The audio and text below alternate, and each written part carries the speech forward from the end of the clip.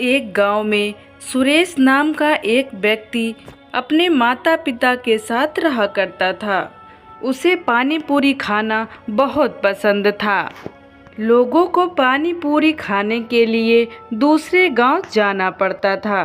माँ, कुछ पैसे मिल सकते हैं क्या? मुझे पानी पूरी खाने जाना है। नहीं, बिल्कुल नहीं, नहीं मिलेंगे पैसे। 20 रुपए के पानी पूरी के लिए 40 रुपए खर्च करके जाते हो तुम।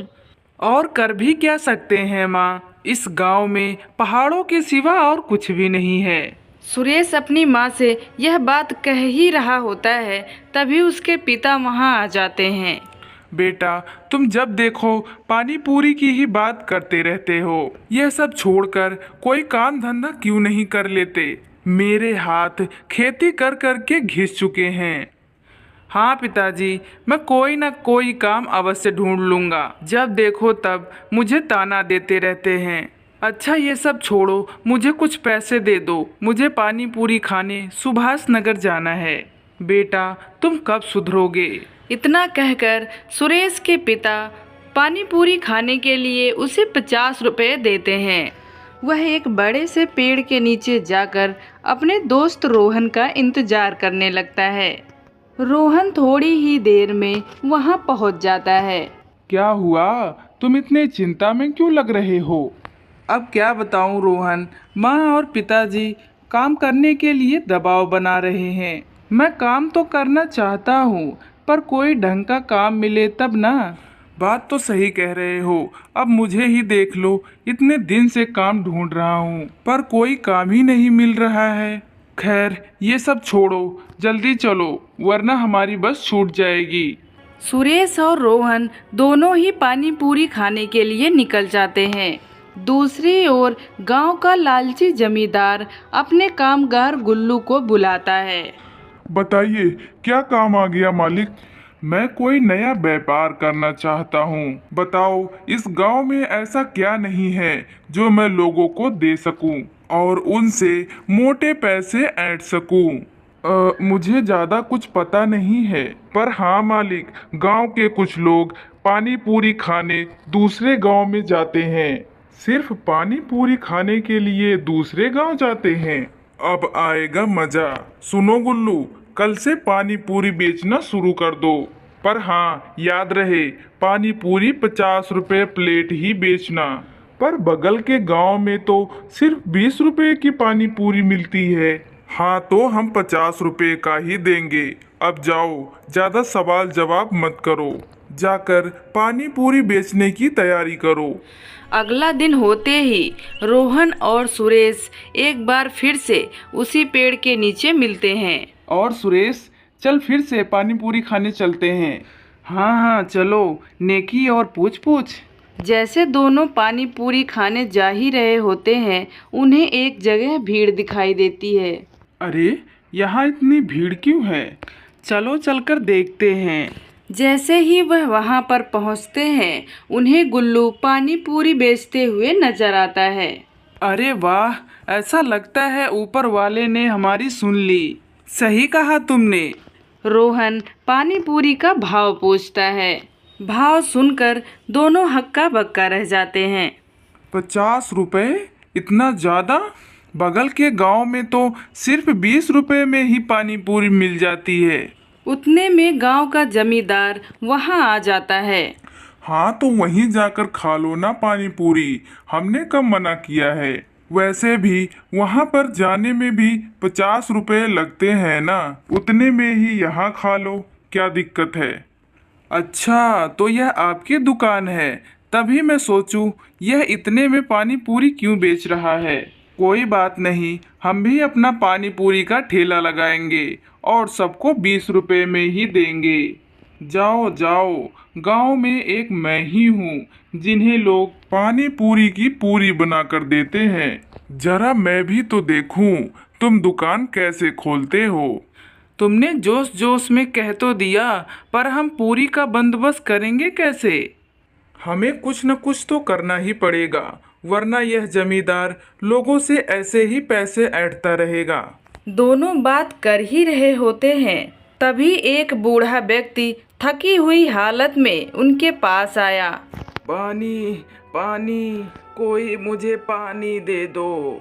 आप ठीक तो हैं ना दादाजी? रुकिए, मैं अभी पानी का बंदोबस्त करता हूँ। रोहन, अभी जा और पास के घर से पानी लेकर आ। रोहन भागकर जाकर पास के घर से पानी लेकर आता है और पानी देकर उनसे पूछता है, आप इतना थक हार कर कहाँ से आ रहे हैं? बेटा, मैं पहाड़ की चोटी चढ़कर आ रहा हूँ। उसके पीछे खास तरह की जड़ी बूटियाँ और खेतों में बोने के लिए बीज है। अगर आज तुम लोग पानी नहीं पिलाते तो मैं मर ही जाता। वह बूढ़ा व्यक्ति अपनी झोली से कुछ बीज निकालता है और रोहन को देते हुए बोला, जब तुम अपने खेत में यह बीज बोओगे तो 3 बार उस वस्तु का नाम लेना होगा जिस वस्तु को तुम अपने खेत में बोना चाहते हो। अगले दिन वह वस्तु खेत में उग जाएगी। इतना कहकर बूढ़ा व्यक्ति वहाँ से चला जाता है। चलो यह बीज मेरे पिताजी के खेत में बो देते हैं और देखते हैं यह बीज जादुई है या नहीं। रोहन और सुरेश उस बीज को लेकर खेत में जाते हैं और 3 बार पानी पूरी का नाम लेकर उस बीज को बो देते हैं। अगले दिन सुबह होते ही खेतों में पूरियां उग जाती हैं। सुरेश और रोहन दोनों ही अपने पानी पूरी का ठेला डाल देते हैं। धीरे धीरे गांव के लोग सुरेश और रोहन के ठेले पर आने लगते हैं और देखते ही देखते उनकी पानी पूरी की दुकान चल पड़ती है। गांव वाले जमींदार के ठेले की पानी पूरी खाना बंद कर देते हैं। यह सब देख जमींदार बहुत ही गुस्सा होता है और गुल्लू से कहता है, गुल्लू, क्या हुआ? पानी पूरी का दुकान चल क्यों नहीं रहा है? मालिक, वह पानी पूरी को 20 रुपए में बेच रहा है और हम 50 रुपए में। हमें कुछ न कुछ तो करना ही पड़ेगा, नहीं तो हमारा धंधा चौपट हो जाएगा। मेरे पास एक तरकीब है। कैसी तरकीब मालिक? मैं जैसा कहूँ बस वैसा करो, चलो मेरे साथ। जैसे ही रात होती है, जमींदार और गुल्लू जाकर रोहन के ठेले में आग लगा देते हैं। सुबह होते ही रोहन और सुरेश जब पानी पूरी बेचने आते हैं, वह देखते हैं कि उनका ठेला पूरी तरह से जला हुआ है। यह पक्का उस जमींदार का काम होगा। उसकी पानी पूरी की दुकान नहीं चल पा रही है और वह लोगों से पैसे नहीं ऐंठ पा रहा है, इसलिए उसने हमारी ठेली जला दी। पर मैं हार नहीं मानूंगा। रोहन फिर से अपनी पानी पूरी की ठेली लगाकर बेचने लगा। यह बात गुल्लू जाकर जमींदार को बताता है। क्या उन लोगों ने फिर से ठेला लगा लिया? अब हम सीधे जड़ पर हमला करेंगे। मैंने सुना है रोहन के पिता के पास पानी पूरी की खेती है। ये तो मुझे भी पता है, पर आप करने क्या वाले हैं सब पता चल जाएगा। बस तुम चलो मेरे साथ। जमींदार और गुल्लू इस बार पानी पूरी की खेती को जलाने पहुंच गए। तभी पेड़ से आवाज आई, ठहरो, मैं तुम्हें ऐसा नहीं करने दूंगा। पेड़ से आवाज आता देख गुल्लू और जमींदार डर जाते हैं और डर की वजह से कांपने लगते हैं। बचाओ, बचाओ, कोई मुझे इस पेड़ से बचाओ। तभी सुरेश और रोहन वहां आ जाते हैं। मुझे तो तुम्हारे ऊपर तभी शक हो गया था जब तुमने मेरा पानी पूरी का ठेला जलाया था और उसी दिन से हम तुम पर नजर रखने लगे। मुझे माफ कर दो सुरेश और रोहन, मैं तुम्हारी पानी पूरी की खेती जलाने आया था, मगर इस पेड़ ने हमें रोक लिया। मैं तुमसे वादा करता हूँ मैं सारे गलत काम छोड़ दूंगा और पानी पूरी भी 20 रुपए में बेचूंगा। यह कोई साधारण पेड़ नहीं है, यह हमारी फसल और पानी पूरी की रक्षा करता है।